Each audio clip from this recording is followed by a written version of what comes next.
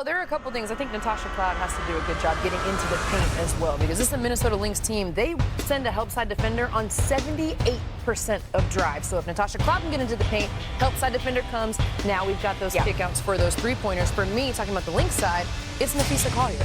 Napheesa Collier has smoke for the New York Liberty. She's got smoke for the entire league, and she is a matchup nightmare. Watch this. This is a mismatch. This is in the finals last season. Benaja Lady is like, jump low, switch, I got a mismatch. And it doesn't matter. Even over the outstretched hands of Jonquel Jones, who is 6'6", you see the footwork when Napheesa Collier's eyes find the rim. She's got that high release. It is so tough to stop. That was a game winner in game one on the road. And same thing here. Napheesa Collier, last year, 3rd in the league in post-ups with her back to the basket. This year, 4th in the league in post-ups. That's where she likes to operate. Here, gets the ball 4 on the outside of the perimeter, so Fee can cook on the inside. 1 foot, fade away, high release. It is so tough to guard. With Breanna Stewart not playing in this game, I'm very interested. Jonquel Jones will probably have the matchup, but it doesn't matter who has the matchup with Fee. She has been unstoppable, but it's going to be even harder without Breanna Stewart on the floor to slow down. I want to go back to, you said Natasha Cloud was key for New York, getting in the paint. Well, for Minnesota, I think it's key for Courtney Williams to get in the paint for Minnesota. Now, Courtney Williams is the point guard now for the Lynx, and she has got to get to her spots.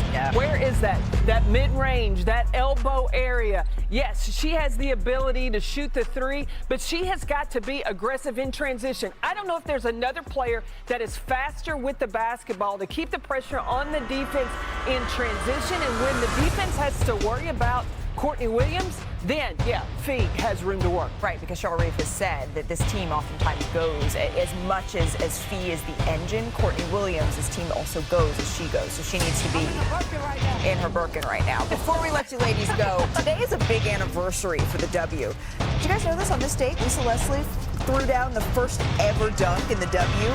So we just thought we'd show some highlights. Who doesn't love to see this? 2002, the Sparks. With ease. Wow. Yep. Transition, 1 dribble. Oh, wow. Amazing. Well, I think this shows she was the first, but there are several women in the league right now that can dunk. They haven't yet, but they've got that in their bag. I mean, Dominique Malone does. We've only, in 28 years of the W, seen 3 teams that were able to win back-to-back titles. Knowing all of that, how do you stay grounded in the process and under pressure? Yeah, I mean, I think that's a huge part of probably why it hasn't happened more. Like, it's a lot of pressure to try and repeat, and the second one's always harder than the first because everyone's coming to get you every single night, and what you did last year to win is not good enough to win this year, and I think that's something that we understand is we have to be better. 67-62 in a classic overtime Game 5 win. What's fueling your game this season? Last season, just the way that it ended, like, we want that championship so badly, and so with that, you have to come back better. What we did last year wasn't good enough, so we knew that we had to work really hard in this offseason, and that's what I try to do. I love that you mentioned last year because you do have a couple more matchups coming up with the Liberty in the regular season. Based on what you learned about your team and their team last year, how do you think you match up now? I think we match up great. We have always matched up really well, which is why it was such a fun series. The play that may live forever in WNBA history. 2 really great basketball teams going against each other. It's going to feel like playoffs are playing like 3 times in a row. So it's going to be some really great basketball again. And it's really just whoever is best that night because you have so many great players, such a great team overall in both teams. And so you have to see who shows out for that night. Let's talk about your season. Red hot start for the Liberty. By the team standards, you could say maybe struggling a bit. Where in particular do you think you guys need to improve?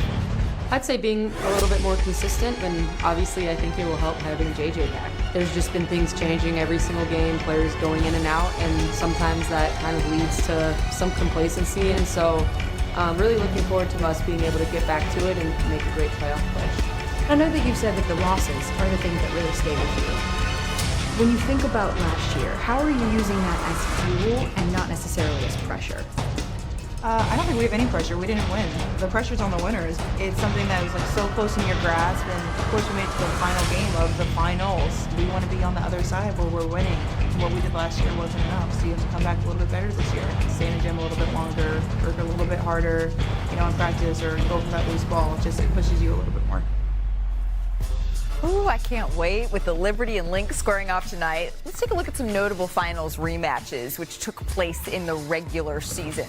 On February 2nd of 1997, a rematch between the 96 Bulls and the Supersonics. Michael Jordan dropped 45 points against Seattle, accounting for nearly half of Chicago's points.